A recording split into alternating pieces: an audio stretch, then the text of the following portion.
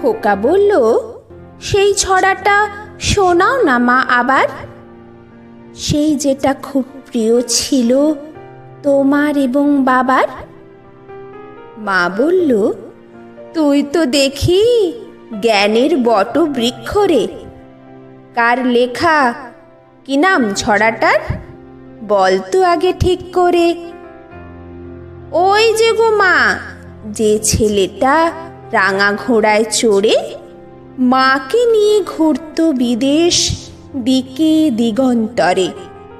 সন্ধেবেলা সজ্জে ঠাকুর যেই বসতো পাটে, হঠাৎ সে পৌঁছে যেত জোড়া দিঘির মাঠে। মাগো, তুমি বলতে পারো জায়গাটা ঠিক কোথায়? সত্যি কি মা ভয় চলে যায় মরা নদীর সোতায়? আচ্ছা ধরো, তুমি যাচ্ছ পালকি চেপে একা। পথ ঘাট সব মনীষীহীন, পাখিরও নেই দেখা। গাছের মাথায় ঘনান্ধকার, দেখা যায় না ভালো। ভাবো, হঠাৎ দিঘির পাড়ে দেখতে পেলে আলো। আর তখনই শুনতে পেলে হারে রে রে রে রে।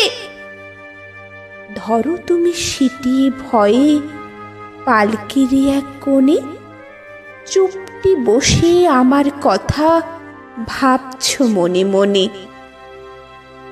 আমি তখন সেই ছড়াটার বীর পুরুষের মতো তলোয়ারের ঘায়ে ডাকাত মারছি অবিরত। আমার রণমূর্তি দেখে তোমার সে কি কষ্ট। রক্ত লেগে স্কুল ড্রেসটাও একেবারে নষ্ট। ব্যাপারটা কি রোমাঞ্চকর, ভাবা যায় না মোটে।